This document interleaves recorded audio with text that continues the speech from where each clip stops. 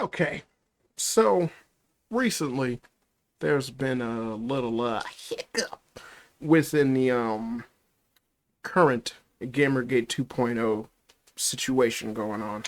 Uh, I don't even know if it's like a assuredly called Gamergate 2 basically, but it feels like it.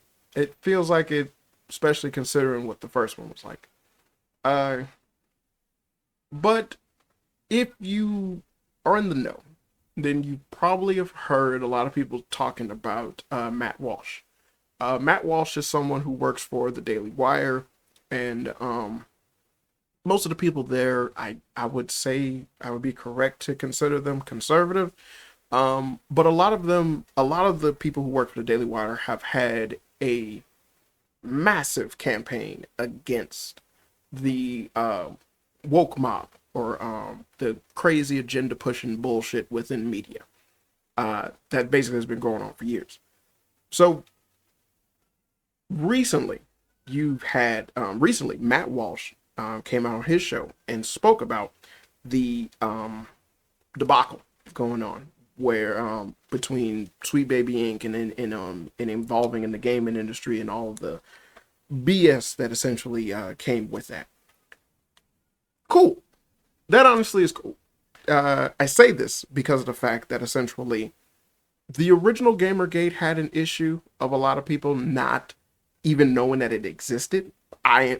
Myself included, I didn't find out anything about Gamergate until after the thing was essentially over with. Um, and it became like a buzzword that you would have a lot of ridiculous people use what like left extremist or like just ridiculous aspects of gaming media would bring it up and talk about it as if it was still a reoccurring factoid at that time, but it wasn't. Fucking Law and Order did an episode talking about gamers because of the whole Gamergate situation, and it is one of the dumbest things you could ever possibly watch. Please go and look for it. It is quite hilarious. You gonna level up. You get the reference if you watch it. And when you watch it, you get the reference. You're gonna be like, wait, that's kind of a fucked up joke for him to say. But at the same time, it's hilarious because it was a fucked up thing that they did. Stupid. Just stupid. But you had a lot of people, I mean a lot of people, that didn't know anything about the original Gamergate until it was just basically too late. But even then, the after effect of Gamergate led to a lot of people not liking things from Kotaku, Polygon, not listening to gaming journalists. Hell, I myself am. I still look at certain things within gaming media, not like Kotaku or any of those article-driven things, but I still look at people who essentially will skew reviews when talking about video games because they get certain free copies and whatnot, or others who essentially bitch about the fact that, oh, I didn't get a free copy, so because of that, my review of the game, I honestly don't like it now. Dumb shit like that. But it was something that essentially just went under the radar for a lot of gamers because of the fact that gamers themselves are only engrossed in video games. They hear about something that they want to play, they wait till it comes out to play it, and then the cycle continues with another game. And that's it. But they typically and genuinely don't really look for the hype beast, or they don't really care about what's the next big thing to talk about.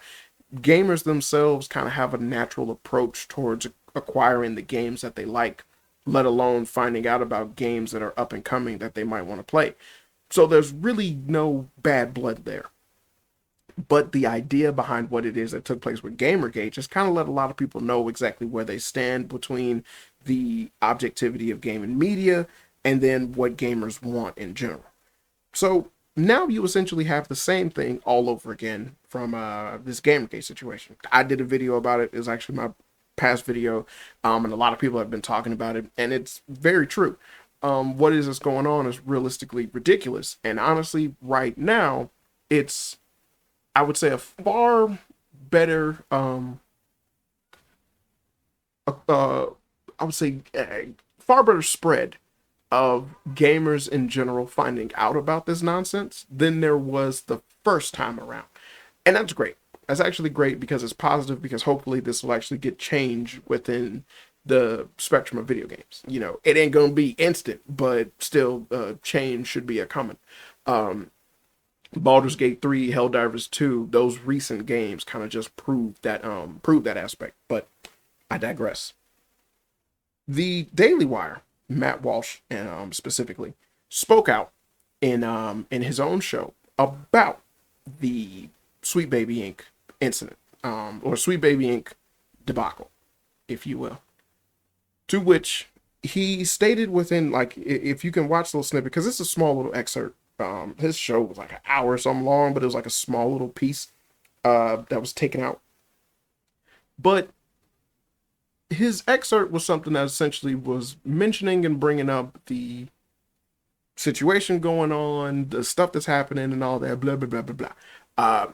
And it was whatever. But the problem arose in the fact that essentially this was a byproduct of Elon Musk tweeting about this shit, viral clips being sent up about different people talking about the ESG or the DEI, aka DIE for your company. Just a lot of shit was like already well versed into what it is that's currently going on before Matt Walsh talked about it. But then Matt Walsh talked about it because everyone else is talking about it, right? So it caught his eye, if you will. But here lies the problem. Another situation came up because of what Matt Walsh said. And the thing is that it kind of broke down between him, different people from the Daily Wire, as well as others that are friends of his or co-workers, colleagues, whatever, what have you, and speaking about gamers in general. And that is where another problem arises that I believe that people need to understand within the forefront of being on the front lines and dealing with this Gamergate situation. You know, whether you're someone who's speaking out about this, letting people know, informing them, and keeping up with it, and things like that. This is one of those important factoids that a lot of people tend to overlook, simply because of the fact that gamers in general have a mighty need of getting people to spread the word about this shit, because it's one of the few ways that you can actually fight it. Now, the problem with essentially Matt Walsh being involved or speaking about video games in this sense, it's not what he said, but how he said it, which essentially was really brought. First I heard about it was through the YouTube channel of Geeks and Gamers, and I felt that it was like, yeah, that's exactly what he did, because that's exactly how disingenuous it felt. And if you know anything about Matt Walsh, then you would understand exactly why that's a bad thing for gamers in general. Now, I don't really feel like paraphrasing exactly what he said, but I'm gonna do my best to just kind of summarize this small little tidbit. But essentially, his statement was kind of bringing up exactly how important video games are, how big of a medium they are, and the fact that they're being infected with the woke mob, the ridiculous virtue signaling, and all of this agenda pushing bullshit within the gaming media that is mainly targeted towards kids. This is something that he constantly kept saying, was like the fact that games themselves are predicated for children, and this is stuff that targets children, and they put it in things that children would want to play and whatnot, blah blah blah blah blah. And again, it's not what he said, but how he said it. You see, the problem that a lot of people don't really grasp is that most of the people from Daily Wire are what you would consider a conservative. That has nothing to do with nothing in the long run, politics or whatever. But when it comes to someone's character or their viewpoints on things, most nerd and geek culture has always been within the span of left leaning, if you will. Now, again, I'm not really a political person. I don't really care, but I'm just trying to use these words so you can understand exactly what it is I'm trying to say. But it's left leaning on the sense that video games are an art form. They're an expression. They are deep. They inspire some critical thinking. They're art in every sense of the word. And for anyone to believe or to think that they're not, you are wrong. You are objectively wrong. There is no sugarcoating that. You're wrong. It's not a debate. It's not something that can be held up for argument. Video games are art. Much like with art, you can have yourself a Mona Lisa, or you can have yourself some finger paint. It's still art. Whether or not it's priceless or worthless, again, still art. So, with that being said, Matt Walsh has publicly spoken about his stance on video games. Now, during his little excerpt when he was talking about video games, he didn't go into detail on that, but you could still tell based on his delivery as well as what it is that he's given out, that he still felt the same way. I mean, it wasn't too long ago that he tweeted about, what was it? He tweeted about some game with guns, and he was like, this is showing kids or teaching them that it's okay to kill and whatnot. And yet he also has a contradictory video of him playing Grand Theft Auto 5, but even then he was playing that and he was like, oh, so this must be a new game. And I believe like that was like a year ago, if I'm not mistaken. But it was another situation where I was like, Grand Theft Auto 5 a year ago? You fucking kidding me? But to him, it was a brand new game. But I'm gonna get into his confusion aspect later. But you essentially have these people who, going back to the old conservative mindset, that you have to understand, they're not gamers. Now, Daily Wire has always went against the woke mob. They always have. So the notion of believing that just because they're going against what it is that you're going against, that means that they want what you want. The enemy of my enemy is my friend. That statement is not true every fucking time. Sometimes the enemy of my enemy is also my enemy. And that is the case when it comes to this Daily Wire bullshit. Because Matt Walsh has publicly stated multiple times, he don't like video games. I find it hard to believe or to want someone who essentially actively advocates and has advocated towards the abolishment of something that I enjoy in order to get their voice to be heard to try and support it. That doesn't make sense, right? And it's like, he don't like video games. He believes that they should not be a thing that adults or grown people should actually consume or try to advocate or enjoy and whatnot. Regardless of the games that have came out, he don't care. Grown people shouldn't do it. It's the same thing with was it like cartoons as well as fucking it's even worse for anime, which essentially he spoke about and said that it was satanic. And that was one of those things where it was like, after I found out about that, after I fucking saw the documentary. That was my first introduction to Matt Walsh. I've never heard of him until that documentary came out because it blew up everywhere. But upon watching it, I liked the documentary. It was funny. It was well informed. It was very well done. And I enjoyed watching it. And I watched it. It was cool. Then I found out about his take on anime. And everything changed. So if you've seen my content or you know like anything about me, then you know anime. I love anime. It's my bread and butter. But I do not feel that it is right for anyone of any stature to believe that it's satanic. It's his belief, but he has also stated on the fact that that's not something you can convince him otherwise. And I find that completely contradictory when this man also was responsible for making a goddamn documentary about delivering truth and fact, and then he looks at something and is completely opinionated again. Based off of no truth or fact. Like he even stated before, it was like it's not something that he knows he can explain or whatnot. He just feels that it's satanic. The fuck? It's like, wow, that sucks. You could have been a good one, but you're not.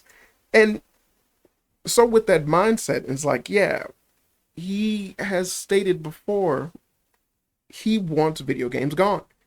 To him, the appropriate resolution towards what it is that's happening to video games is not a massive overhaul towards the industry in which actually good games are now made. This woke bullshit is gone, and we actually get quality content for people that enjoy video games, which we desperately need and deserve. It's with his take, it's the complete abolishment of video games. That's what he wants. He's talked about this before. So is someone who wants video games to be gone speaking on behalf of video games against people who are basically changing it for the worse? That's not going to make video games change for the better, regardless of his voice actually reaching multiple people who are unaware of this subject. That's not going to do any good if when he's reaching these people, he's letting them know, I want it gone.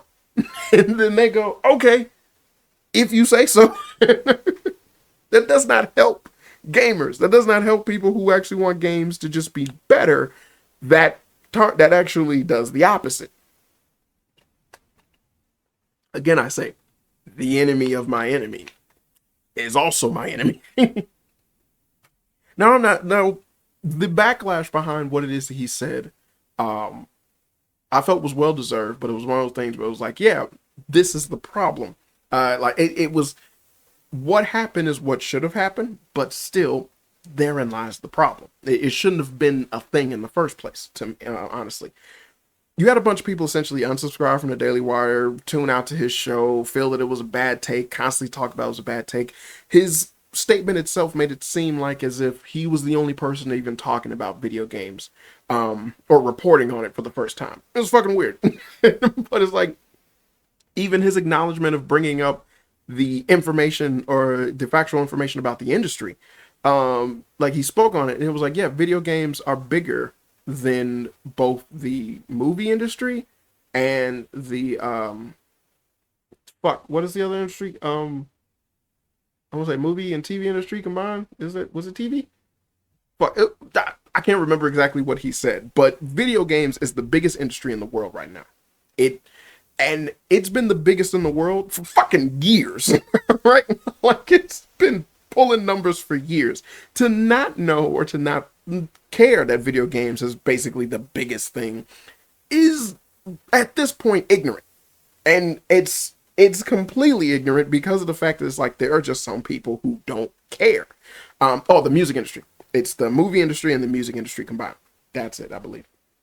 Again, I'm still guessing. But yeah, and realistically, the mindset and the statements that he made about the video game industry itself, and it's like, yes, it was fine that he acknowledged it, and then he used his platform to give it more of a voice to be pushed towards what it is that's going on, because a lot of people are advocating for this shit to change because they want it to change because it's not good.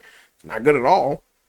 But the person who's advocating, the person who's using his voice is, again, using that same voice to not get it changed for the good, but to get it changed for what he wants, which essentially is just video games for 10 and under, and only video games being made for 10 and under that just ain't got woke shit. I want games to just be made like they were when I was younger, where it didn't have woke shit. People who do the jobs that actually were passionate about the projects, put their best foot forward, made whatever, and you spent your money on it, whether it was good or bad and made you happy or sad. Fuck, even after this situation, you still got to deal with video games trying to be completely digital. That's still a problem. But, and it's like, you just have so much going on with Gamergate 2.0 that the idea of essentially trying to protect your back because you got people from the Daily Wire or the conservative people who are trying to join in to advocate against the woke nonsense are also going to use what they know about you to get games removed. Because by that point in time, they'll know all your tactics. They've been in the trenches with you. They were standing side by side, waiting until the battle was won, and then they're going to immediately turn on you. Because these people don't like video games. They don't care for video games. What it is that they don't like is woke garbage being shoehorned and fed to people, let alone children. They don't like it in any aspect. But the aspect that's being done is something they also don't like. So again, they would rather see it gone completely than actually being fixed. Because to them, there is no fixing it. It was always bad. So now they're just going, yeah, get rid of it, get rid of it. And when you have more people screaming, get rid of it over fix it, then they might get rid of it. And I don't want them to get rid of it. That's the issue. So you should not have been subscribed to the Daily Wire if your essential association with Matt Walsh was because he had some takes that you agreed with. No, you should understand that it is okay to use those opinions, those takes, and the things that he says that essentially help in our argument about making video games good, like they once were, making video game great again. But it should not come at the cost of essentially his involvement leads to the abolishment of video games. You see what I'm saying? So that's why I was like, this take itself was one of those things where it was like, yeah, these aren't the kind of people who mind you're gonna change. I mean, this fucking happened when they tried to get Matt Walsh to look at anime, and you gotta remember, anime fans are fucking dumb sometimes, and it is like, hey, what's the best way to get his opinion to change about him thinking anime is satanic? Have him watch One Punch Man. That doesn't make any fucking sense. But hey, with anime fans, it's always what's new, what's current, what's the hot button topic that's going on, rather than think of the person, look at their character, and then break down from there what would be an appropriate anime for them to see that would actually get them interested or invested into the series itself or into the media itself. To me, perfectly would have been Cowboy Bebop. That should have been the anime that they would have shown him. That or some of the movies, more so Grave of the Fireflies, first thing that pops in my head, because that fucking made me cry. But it, like, these people approach the stuff, especially when you have, like, the people who are beloved in this fandom. You know, they beloved this fandom. They're deeply passionate about it and whatnot. They sometimes tend to forget, or they get caught up in just, you know, going in full sprint with, hey, let's stop this now, where they don't understand and recognize everything else that's going on around them. Even now, you got a lot of people talking about the Gamergate thing, and honestly, I'm happy that the way that gamers are approaching this shit is fucking perfect so far. They're trying to use different things that they say against them. They're trying to dox people. They're trying to go out of their way to make these people seem toxic. But everyone's response to this shit has just been, no, you guys fucked up. No, you guys fucked up. Doesn't matter how much the gaming media is trying to swing shit. People are bringing up and in droves. Like, as soon as they post something, hey, we made this article about whatever. And it's like, hey, that's not the whole story. Everyone knows about all that they've talked about. Everyone has seen all the clips and excerpts of them speaking on video games. Everyone knows that these people who have infected video games don't care for video games. And the people whom you are trying to protect are trying systematically to remove us, the consumers, the actual gamers, from even participating in the games in the first place. All so they can push their agenda, not realizing or understanding that those that they wish to facilitate into the media don't even play games. So it's a losing battle all around. You're gonna lose money, you're gonna lose fans, and you're gonna lose faith. So by having that aspect and having gamers essentially appropriately address what's going on, I'm cool with that. And even if that happens to be a slow burn without the help of like Elon Musk tweeting or the Daily Wire saying anything about video games, I'm fine with that. Because of the fact that I don't want people, not like Elon Musk said anything, you know, negative about video games, but you get what I'm saying. It's just the aspect of support. Did I need to explain that? I felt like I needed to explain that. I explained that. Okay, moving on. But I would rather the support come from people who passionately want this to be fixed. That way, other medias, especially the much needed movie industry and TV industry, understand and see this shit for the way for what it is, and then change, rather than try to double down and keep pushing forward with it because they believe that eventually the almighty dollar is going to do wonders for them. And then it ain't working for the movie industry. Why the fuck would it work for the video game industry? That's a worse niche genre. That's a worse niche medium that's bigger. You niche and bigger. You just are. But it's something to where it's like, yeah, if your support comes with the added notion that I always gotta look over my shoulder because what you want is something that's harmful to me, I'd rather you just not support it. What Matt Walsh should have did was bring up the fact that what's happening currently is happening. Talk about Sweet Baby Inc., talk about what it is that he found out, and just let people know that this is currently going on. That should have been it. And that should have been it. That should have all that he had to say. But what he goes into is something that essentially ain't that.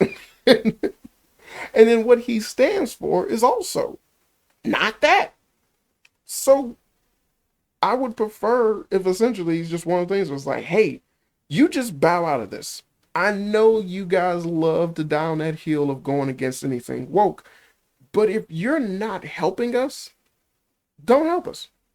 If you're not in it to ensure that people are able to enjoy what they want to enjoy without the agenda pushing, without this ridiculous control, without these ridiculous concepts being going on, so people can enjoy the artwork in the form that it was presented to them long ago, before these colored haired crazy people got involved, then don't help. Don't sit there and shun Elon Musk because he's tweeting this shit so now that it becomes essentially big time news. Don't get upset at that. Don't sit there and tell people how much you don't really care for video games or anything like that, or you believe gamers are stupid for not wanting to support you supporting it. Don't. Just say your piece and move the fuck on. If you're not here to help, then you're not here to help. Then you can only hurt if you're not here to help. So I appreciate currently what gamers are doing in response to this new Gamergate situation. I appreciate the immediate coverage that people are giving towards the disillusioned articles that's coming out. I'm happy that essentially people went after the Daily Wire as soon as they did because of the boneheaded statement. Because that's what it was. And it's like, yeah, you have a lot of people that essentially understand and know you can't let this shit slide. Because again, they take an inch, they take a mile. So I just feel as though a lot more people should know and be aware that you're going to see a lot more people essentially use what's currently happening with Gamergate 2.0 to their benefit and their advantage, much like what the Daily Wire does, or what they did. But you have to understand and associate that that does not mean that they're trying to help you. Just because they're going against who you're going against doesn't mean that they're trying to help you. I can't make another metaphor about the enemy of my enemy is also my enemy. Or is not always my friend. So I just can't, I won't do it anymore. And with that, it would be a perfect time to end this video. All right, this has been another episode of Fun with Flame. I've been your host, Danieltheflame. As always, good people. Hope you had fun.